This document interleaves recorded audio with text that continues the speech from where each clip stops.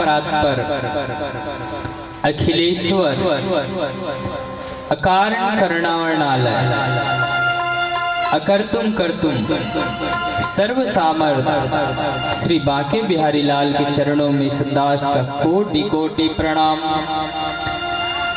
रघुकुल कमल दिवाकर सूर्यवंश शिरोमणि राजा राम कनक बिहारी सरकार एवं अष्ट सखी प्रिय भानंदनीय श्री राधा रानी के चरणों में सदास का कोटि कोटि प्रणाम।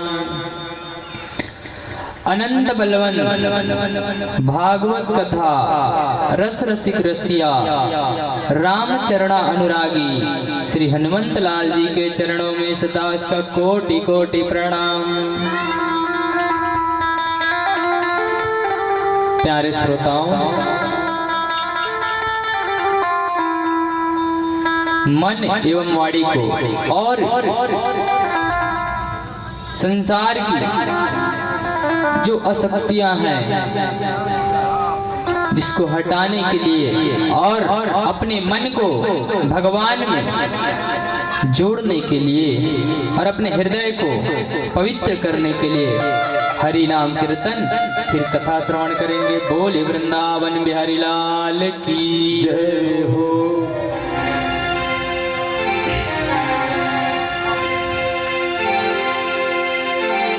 कहाँ जाके छिपा चित चोर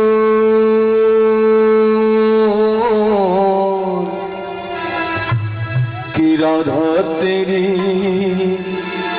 माला जपे।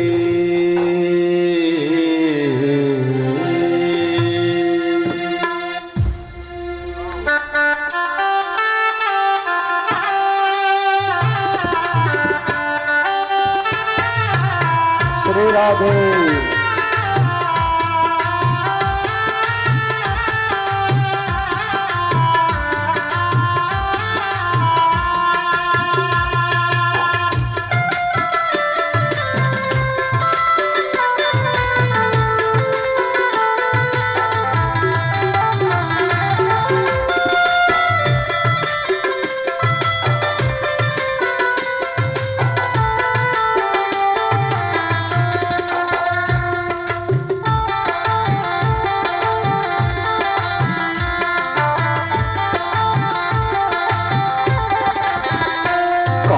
जाके छिपा चित जो राधा तेरी माला जपे। जाके छिपा चित जो राधा तेरी माला जपे। कहाँ जाके छिपा चित जो राधा तेरी माला जपे। कहाँ जाके छिपा चित जो राधा तेरी माला जपे। कहाँ ढूंढे हाँ कहाँ ढूंढे गया किस ओर राधा तेरी माला जपे। कहाँ ढूंढे गया किस ओर के राधा तेरी माला जपे। कहाँ जाके छिपा चित जो राधा तेरी माला जपे। कहाँ जाके छिपा चित जो राधा तेरी माला जपे।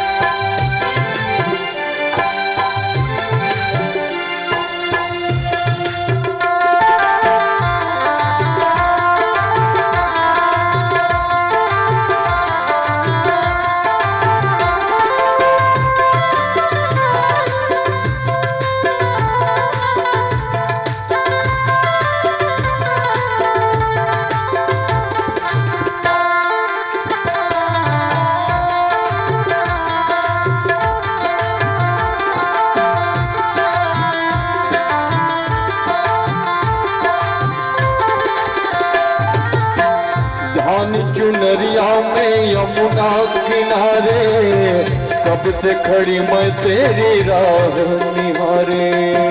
धान चुनरिया में यमुना किनारे, कब से खड़ी मैं तेरी राह में। ओ धान चुनरिया में यमुना किनारे, कब से खड़ी मैं तेरी राह निहारे।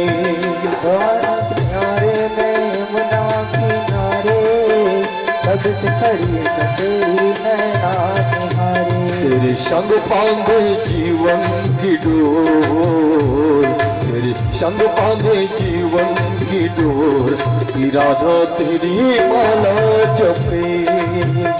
कहाँ जाके छिपा चित चोर, राधा तेरी माला जपे जपे जपे, कहाँ जाके छिपा चित चोर, राधा तेरी माला जपे। कहाँ जाके छिपा चित चोर, राधा तेरी माला जपे।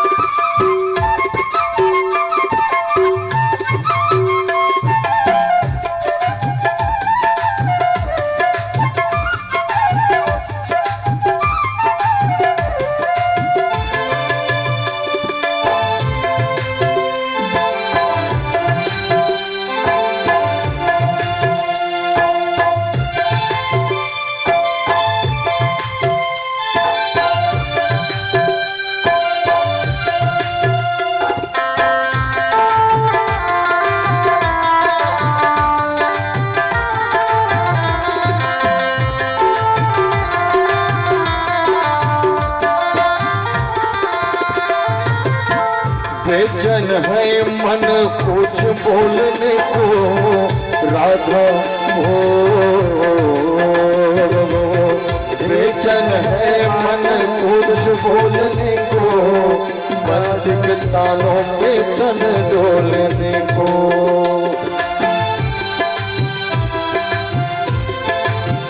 बेचैन है मन कुछ बोलने को, बंसी की तानों पे तन डोलने को। बेचैन है मन कुछ बोलने को, बंसी की तानों में तन डोलने को। जैसे मधुबन में नाचे है मोर, जैसे मधुबन में नाचे है मोर, की राधा तेरी माला जपी। वो कहाँ जाके छिपा चित चोर, राधा तेरी माला जपे। कहाँ ढूंढे हाँ कहाँ ढूंढे गया किस ओर, राधा तेरी माला जपी। कहाँ ढूंढे गया किस ओर, राधा तेरी माला जपे। कहाँ जाके छिपा चित चोर, राधा तेरी माला जपी। कहाँ ढूंढे गया किस ओर, राधा तेरी माला जपे। की राधा तेरी माला जपे, की राधा तेरी माला जपे। प्रेम चलो श्री वृंदावन बिहारी की जय हो। श्री राधे। प्यारे श्रोताओं, बढ़िया सुंदर कल आप लोगों ने भगवान किस तरह द्वारिकाधीश विवाह किए और अपने लीलाओं का जो आप लोगों ने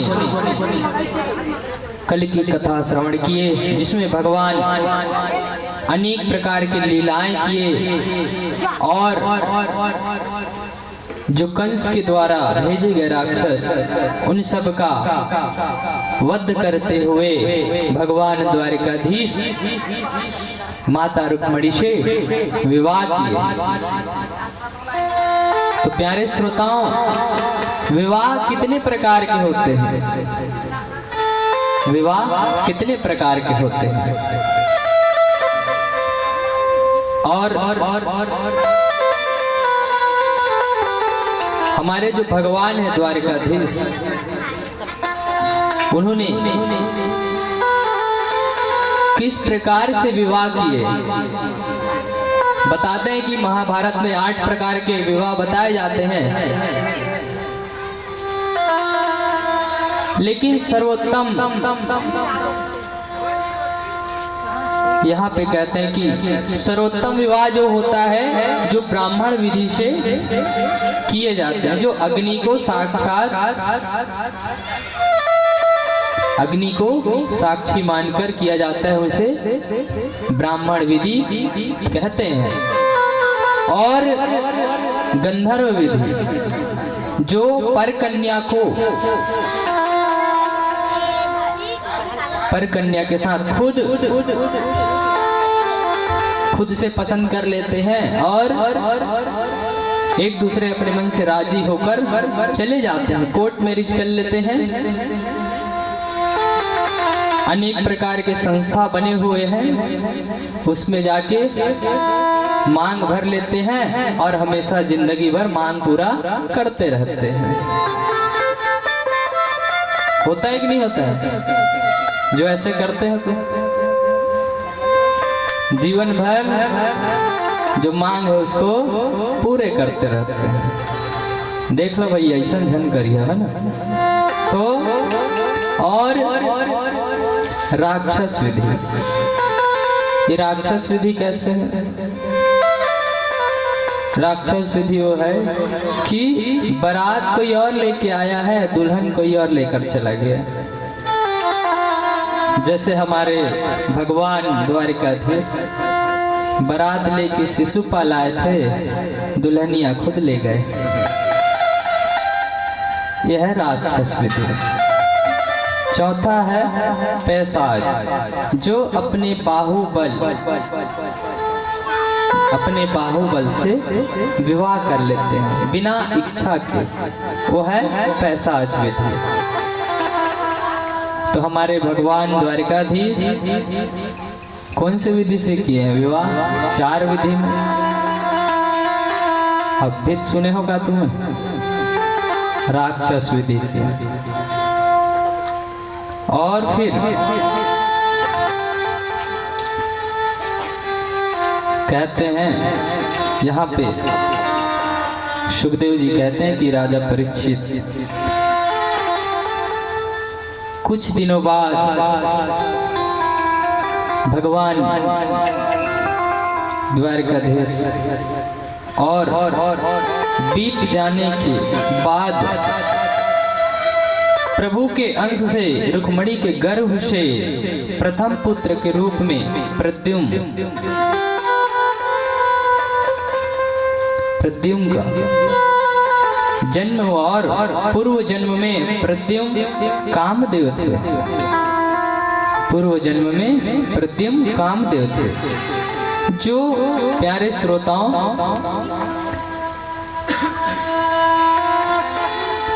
ये जो एक बार की बात है कि कामदेव पूर्व जन्म में शंकर भगवान के क्रोध अग्नि में भस्म हो गए थे। क्रोध अग्नि में भस्म हो गए थे। तो वो भगवान से विनती करते हैं, विलाप करते हैं, तो कहते हैं कि आप चिंता मत करो, आप चिंता मत करो। और क्योंकि भगवान को प्रसन्न करते हैं, तो भगवान तो भोले भंडारी है शंकर भगवान, तो प्रसन्न होकर कहते हैं कि भगवान के यदुवंश में जब कृष्ण अवतार होंगे तो वहां प्रभु के कृष्ण के घर पर उनके पुत्र रूप में आप आओगे। तो ये यहाँ पे जब प्रद्युम्न भोलेनाथ का यह वचन सुनकर अति प्रिय होते हैं, खुश होते हैं। तो यहाँ पे प्यारे श्रोताओं, अभी ये बालक 10 दिन का भी नहीं है, छोटा है, 10 दिन का भी नहीं हुआ है, तो उसे सम्रासुर हरण कर समुद्र में फेंक दिया, हरण करके समुद्र में फेंक दिया। तो एक बड़ा विशाल मछली उसे ग्रहण कर लिया। होता है ना बड़ा बड़ा मछली विशाल समुद्र में, देखे हो कि नहीं देखे? सरोधा बांध में छोटे छोटे रहते हैं, तो बहुत बड़े विशाल मछली, तो जो बालक को ग्रहण कर लेते हैं। अब मछुआरे जो रहते हैं उस मछली को पकड़ते हैं, तो पकड़ ले आते हैं, तो जो मछुआरे हैं उस सम्रासुर को दे देते हैं। तो सम्रासुर उस मछली को रसोई में देते हैं, भोजन बनाने वाला, तो उस रसोई में देते हैं। तो जब रसोई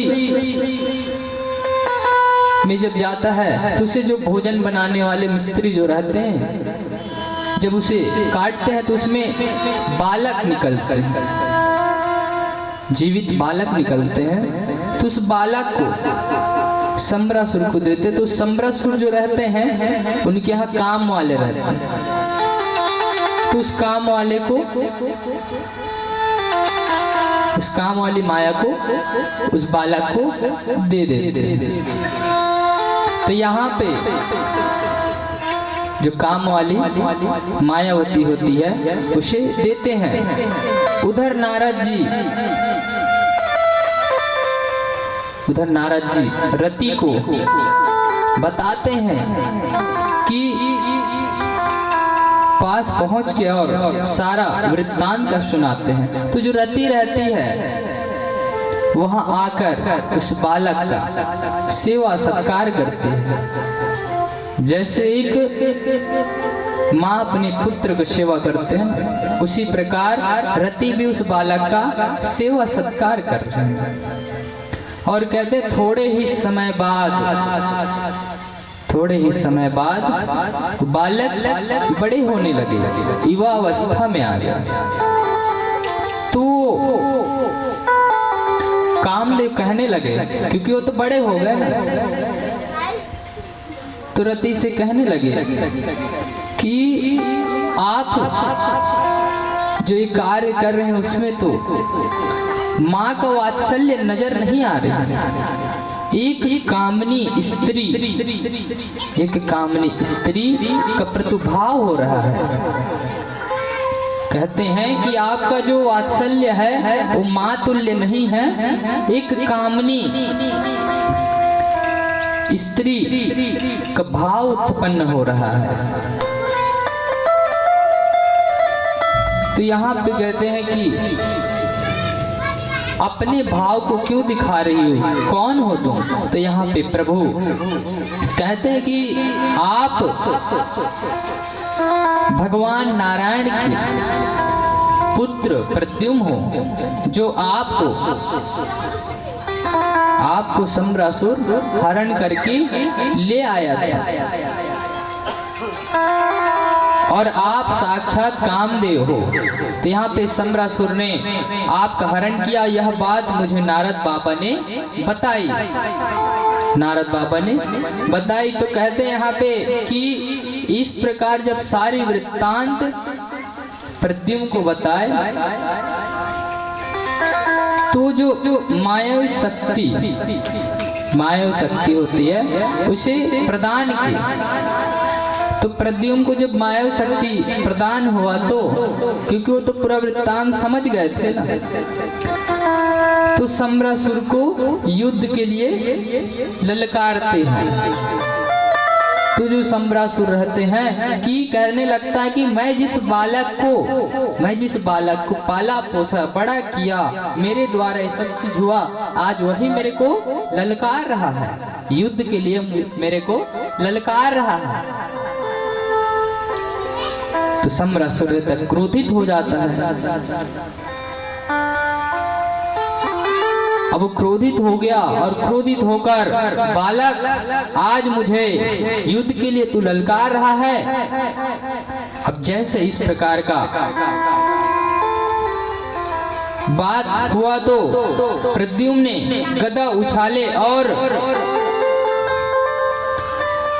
प्रद्युम्न ने अपनी गदा के प्रहार से उस गदा को नीचे गिरा दिया। यह देखकर सम्रासुर अत्यंत क्रोधित हो गया, अत्यंत क्रोधित हो गया और सम्रासुर को मायाव शक्ति का आश्रय लेकर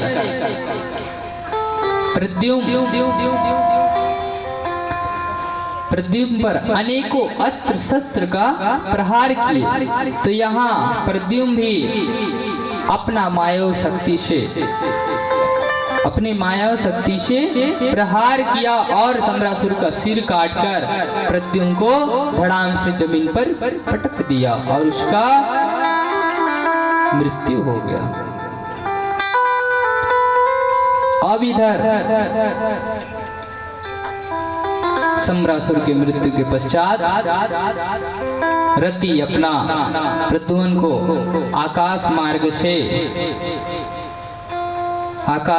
से अपने द्वारिका में ले आए और इधर माता रुक्मिणी ने उनका स्वागत सत्कार किए और ऊपर से फूलों की वर्षा होने लगे। बोले वृंदावन बिहारी लाल की जय हो। तो इस प्रकार से सम्रासुर का प्रद्युम्न ने वध किए और भगवान द्वारकाधीश को समांतक मणि, जो समांतक मणि है, उनका चोरी का दोषी लग गए। तो यहाँ पे जो राजा सत्राजीत है, जो सूर्य भगवान के बड़े भक्त हैं, उनके उपासक हैं। तो सूर्य भगवान ने बड़े प्रेम से उन्हें समांतक मणि प्रदान किए थे। तो भगवान के ऊपर लांछन लग गया कि अपने घर में अपने पत्नी से कहते हैं कि सत्राजीत कहने लगा कि हो सकता है कि मेरे भाई को मार के मणि ले गया होगा। ये बात किसी से मत कहना करके अपने पत्नी से जाते हैं। तो क्या है ना, माताओं में थोड़ा स्वभाव रहता है कि अगर कोई भी बात कह दो तो उसको किसी से कहे बिना जो खाना खाए रहते हो पचे नहीं पच जाते का तुम्हारे। देख दादा तुम्हारा नहीं कहता, आन गाँव के कहता, तुम्हारे गाँव में हमी मतलब महाराज कहते कई दूर तक लफड़ा हो है। तो इस प्रकार सत्राजीत अपनी पत्नी से कहकर जाते हैं। तो यहाँ पे फिर भगवान द्वारिकाधीश कृष्ण की खोज में जाते हैं। तो द्वारिकाधीश जब जाते हैं तो उधर जंगल में घोड़ा देखते हैं। अब उधर घोड़ा देखते हैं मूर्छित पड़ा हुआ, फिर आगे बढ़ते हैं तो शेर का चिन्ह देखते हैं, फिर आगे जाते हैं तो शेर मरा हुआ रहता है। तब वहीं एक गुफा, तो भगवान द्वारिकाधीश उस गुफा में जाते हैं तो जामवंती, जो जामवंत के पुत्री उस मणि के साथ खेल रही थी, जब भगवान ने देखे तो उस मणि के पास गए तो चिल्लाने लगे, रोने लगे।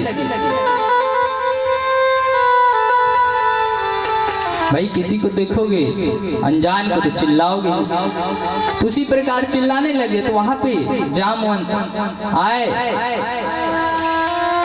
कौन हो ऐसे करके, फिर उन्हीं के बीच में युद्ध होने लगा, उन्हीं के बीच युद्ध होने लगा, द्वंद्व युद्ध होने लगा। तब भगवान, युद्ध होते होते 27 दिन हो गए, युद्ध होते होते 27 दिन हो गए। फिर 28वें दिन भगवान ने उनके ऊपर प्रहार किए तो उनके जो शरीर है टूटने लगे, जामवंत के जो शरीर है टूटने लगे, जामवंत के शरीर टूटने लगे। तब जामवंत जी समझ गए कि ये कोई साधारण, ये तो नारायण है, भगवान खुद है साक्षात, कि मेरा जो ये द्वंद्व युद्ध है उसे कोई हरा नहीं सकता, केवल हरा सकता है तो मेरे गोविंद और भगवान ही हरा सकते हैं। आप समझ गए। तब यहाँ पे कहते हैं कि प्रभु यहाँ आपका आना कैसे हुआ? तो कहते हैं कि जो ये मणि है उसी के लिए आए हैं हम, क्योंकि हमारे ऊपर लांछन लगा है, चोर है करके। तो ये जो मणि है इसका कारण है, ये मणि हमें दे दो, ये जो मणि है हमें दे दो। तब यहाँ पे कहते हैं कि ये मणि को तो मैंने बाघ से, शेर से लड़के लाया हूँ मैं, और इसे अपने पुत्री को दे दिया, अपने पुत्री को दे दिया हूँ, इसे वापस तो ले नहीं सकता। परंतु आप एक काम कीजिए, ये जो मेरी पुत्री है जामवंती, उनसे आप विवाह कर लो, आप उनसे विवाह कर लो। तो भगवान बोले ठीक है। तो भगवान ने बढ़िया जामवंती के साथ विवाह किए और जंगल में क्या हो, जंगल में बढ़िया विवाह हुए, जंगल में मंगल हो गए। इधर साथ में मणि भी ले आए और मणि लेकर सत्राजित को दे दिए। तो इधर जो सभा में बैठे रहते हैं सत्राजित के, तो सब कहने लगते, चिल्लाने लगते, एक ऐसा पापी है जो भगवान के ऊपर लांछन लगा दिया। अब कहने लगते हैं इस प्रकार, तो कहने लगते हैं तो अब उसको पश्चाताप होने लगता है कि मुझे इस प्रकार सब बोल रहे हैं। तो भगवान से प्रार्थना करते, क्षमा करते हैं। किसका? तो भगवान से सत्राजित कहते हैं कि भगवान आप एक काम कीजिए कि आप मेरी पुत्री, मेरी जो पुत्री है सत्यभामा, उनसे आप विवाह कर लीजिए, जिससे मुझे कोई गाली नहीं देगा और कोई कुछ नहीं बोल पाएगा। तो इस तरह भगवान ने सत्यभामा से विवाह किए। बोलिए वृंदावन बिहारी लाल की जय हो। और वो मणि भी भगवान को दहेज में दिए। तो भगवान ने उन्हें दे दिए कि ये जो मणि से जो सोना निकलेंगे तुम अपने पास ही रखो और उत्पन्न होगा उसे दे देना। इस प्रकार कहकर भगवान, और ये जो मणि है एक दिन में कितने भार देते हैं? मणि जो है एक दिन में 8 भार सोना देती है। तो फिर यहाँ पे प्यारे सज्जनों, एक दिन जब भगवान को पता लगा कि कुंती बुआ सहित पांडवों को लाया, भवन में बुला दिया, तो द्वारिकाधीश दाऊ भैया के साथ हस्तिनापुर निकल पड़े। उधर अक्रूर जी और कृतवर्मा शतधन्मा के पास पहुंचे और कहने लगे शतधन्मा कि तुम्हारा विवाह तो सत्यभामा के साथ होने वाला था, फिर क्या हुआ? तो कहते हैं परंतु उसका विवाह तो द्वारकाधीश के साथ हो गया।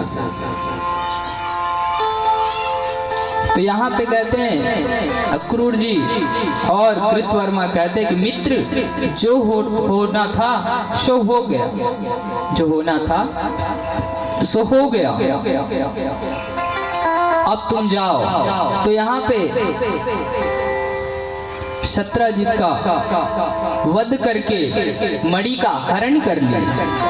शत्रजित का मणि का हरण कर लिए। शतधन्मा अब इनकी बातों में आ गया और रात्रि में गया और सोते हुए शत्रजित का वध कर दिया और वो मणि उससे लाकर वापस आ गए। तो प्यारे भक्तों, उधर जब सत्यभामा को पता चला कि मेरे पिता के साथ इस प्रकार दुशासन हो गया, तो विलाप करने लगी। तो यहाँ पे कहते हैं और भगवान भी जब ये शत्रजित का वध हो गया करके सुने तो वो भी चिंतित में पड़ गए,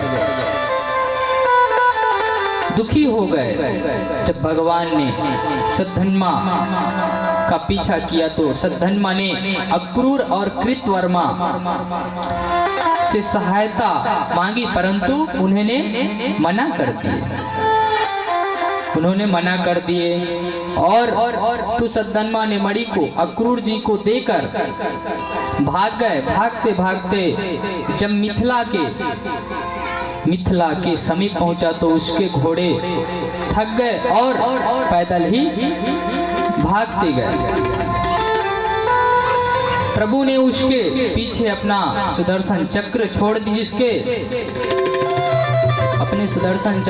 दिए, जिससे उसका सिर कटकर उसका प्राणांत हो गया।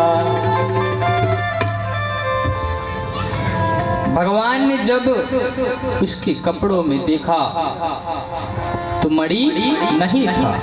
तो कहते हैं ये जो शतधन्मा है ये तो फिजूल का मारा गया, इसके पास तो मणि नहीं है। तो कहते हैं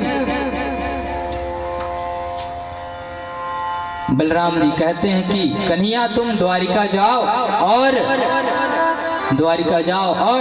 मणि का पता लगाओ और मैं मिथिला में विदेह राजा से मिलता हूँ। इस प्रकार कहकर वहां से चले गए। और प्यारे सज्जनों, यही मिथिला आकर दुर्योधन ने बलराम जी से गदा युद्ध सीखे थे, शिक्षा ग्रहण किए थे। और इधर भगवान द्वारिका आ गए। इधर जब अक्रूर और कृतवर्मा को मालूम हुआ कि शतधन्मा मारा गया है तो द्वारिका छोड़कर काशी में जाकर रहने लगे। यहाँ जब भगवान ने देखा कि आजकल काशी में बड़ी उन्नति हो रही है, तो कहते हैं और चाचा अक्रूर अनेकों यज्ञ करवा रहे हैं और ब्राह्मणों को सोने दान कर रहे हैं। चलो चलकर देखते हैं करके एक दिन भगवान ने अपने दूतों को भेजे, भगवान ने अपने दूतों को भेजे, काशी अक्रूर जी को बुलाया और अक्रूर जी से कहा कि चाचा जी, हमें यह बात पता है कि जो मणि है आपके पास है, हमें पता है, लेकिन आप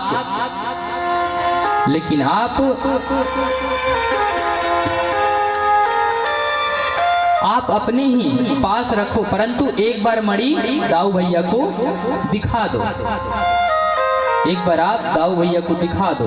तो भगवान श्री कृष्ण कहते हैं, पर अक्रूर जी ने वह मणि कन्हैया के हाथ में दे दी।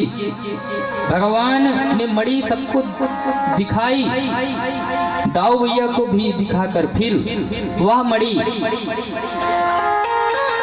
वापस अक्रूर जी को लौटा दी। प्रभु ने अपने ऊपर जो लगे लांछन थे उसको मिटा लिए। तो श्री सुखदेव जी कहते हैं, हे राजन, जो इस उपाख्यान को श्रवण करता है, पठन करता है और स्मरण करता है, उसे जन्म जन्मांतर का कलंक मिट जाता है। यहाँ पे कहते हैं सुखदेव जी कि जो ये कथा है उसे श्रवण करता है, उसे जन्म जन्मांतर का जो कलंक है वो मिट जाता है। अब यहाँ पे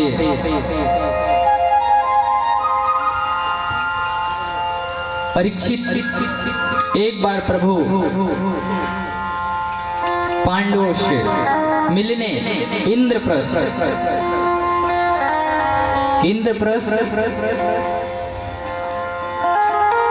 किसको बोलते हैं?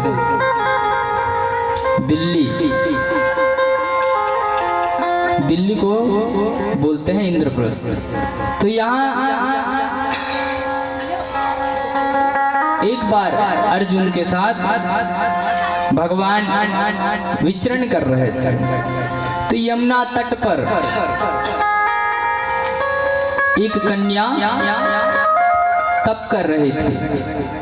तो वहां पे भगवान देखे इस कन्या को, तो अर्जुन को भेजे,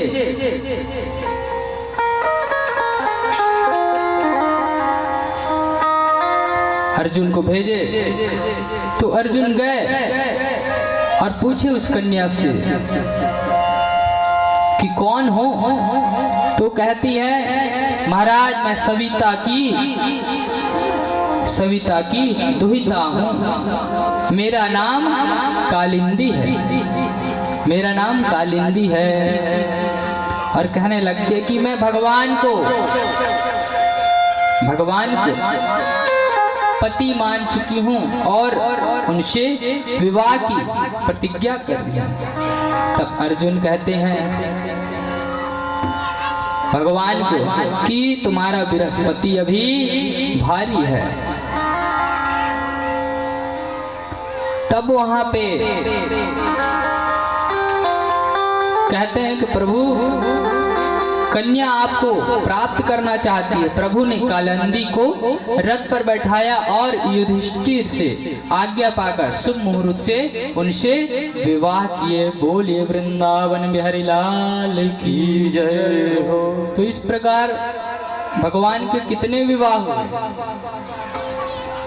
कथा सुनता थोड़ा ध्यान देकर अनु दीदी हुआ, बीच बीच में पूछा तो थन बता दे कर। भगवान की इस प्रकार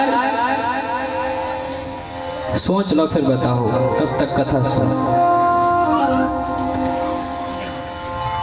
तो यहाँ पे सुखदेव जी कहते हैं कि उज्जैन की रानी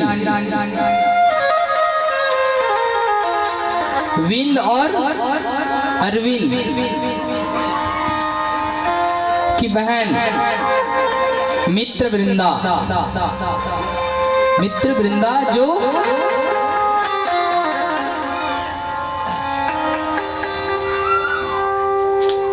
जिसको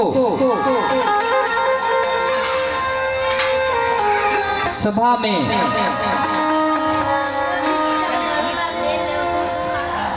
विवाह करना चाहते थे। विंद और अरविंद से अपनी बहन का विवाह युधिष्ठिर से करना चाहते थे, लेकिन जो मित्र वृंदा है वो तो गोविंद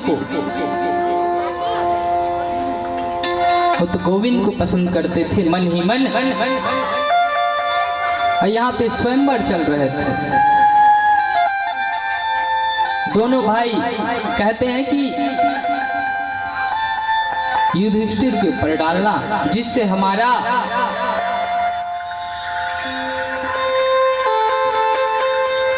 बोलबाल बढ़ जाएगा। युधिष्ठिर के ऊपर डालना तो हमारा बोलबाल बढ़ जाएगा। लेकिन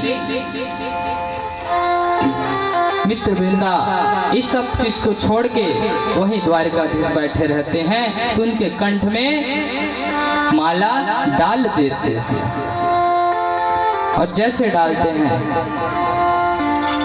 बिंद और अरविंद दोनों लाल पीले हो जाते हैं और वहां से चले जाते हैं। और भगवान इस तरह उनसे विवाह करते हैं। बोले वृंदावन बिहारी लाल की जय हो।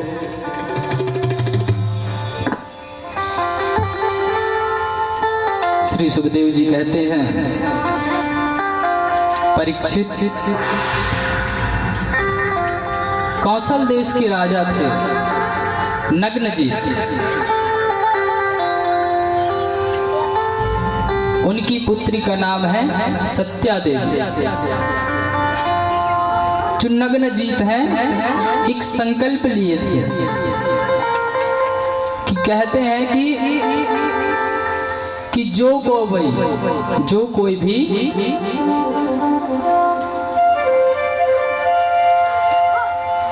सात बैल को एक साथ नथ ले, मैं उनके साथ अपनी पुत्री का विवाह करूंगा। अब भाई हमारे द्वारकाधीश बचपन से गाय बैल के साथ रहने वाले,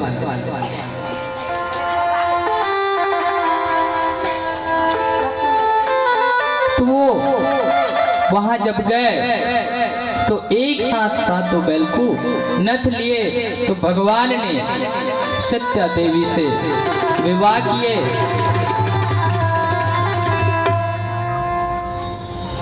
तो इस प्रकार सत्या देवी से भगवान द्वारकाधीश का विवाह संपन्न हुआ। और सुखदेव जी कहते हैं कि परीक्षित वसुदेव की छोटी बहन श्रुतकृति, वसुदेव की छोटी बहन श्रुतकृति, वो भगवान को अपने बेटा मानते थे, बनाना चाहते थे। तब उन्होंने क्या किया, अपनी पुत्री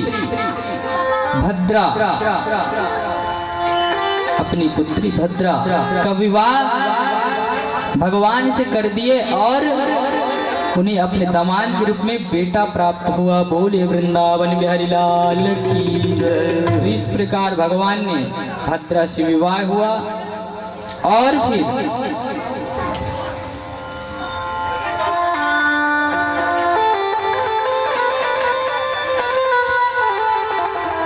एक बार मगध देश के राजा एक लक्ष्य भेदन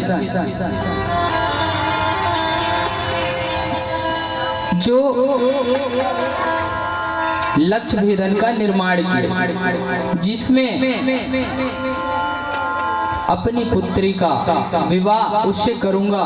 प्रभु ने मछली का मत्स्य भेदन करके उस राजा की पुत्री लक्ष्मणा से विवाह किए।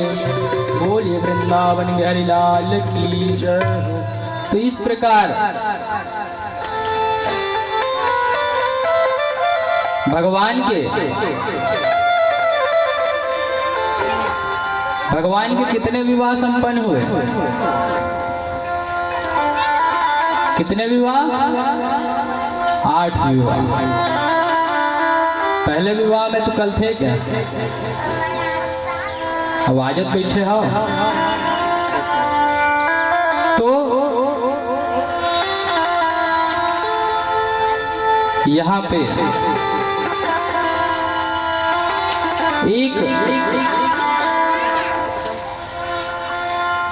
सुखदेव जी कहते हैं कि राजन, एक भौमासुर जो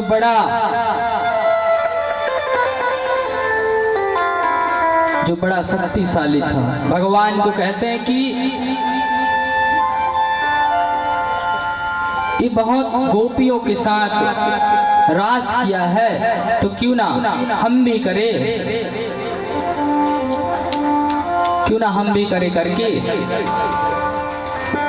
वो सभी जो कन्याएं हैं उनको बंदी बना लेता है, अपने कारागाह में डालने लगता है। जितने कन्याएं रहती हैं सबको कारागाह में डालने लगता है। इस प्रकार करते करते 16,100 जब भगवान इस घटना के बारे में पता लगा तो प्रभु ने सत्यभामा के साथ वहां गए, तो वहां जो एक 5 मुर वाला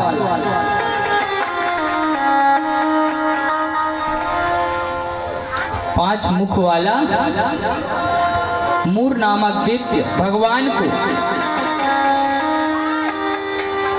के ऊपर झपट पड़ा।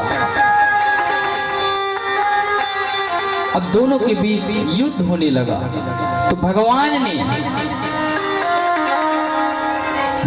ने उसके सिर को मरोड़ के धड़ाम से पटक दिया और गोविंदाय नमो नमः। उसी दिन से भगवान का नाम मुरारी बाबू से हो गया। बोलिए मुरारी भगवान की जय हो। अब यहाँ मूर के मर जाने के बाद उसके पुत्र अंतरिक्ष आदि 7 युद्ध के लिए आए, तो उन्हें भी भगवान उनका उद्धार कर दिए। अब भौमासुर ने देखा कि हमारी सेना नष्ट हो गई, तो वह स्वयं ही युद्ध करने के लिए आ गए। तो प्रभु ने अपने सुदर्शन चक्र से भौमासुर का सिर काट के धड़ाम से पटक दिए।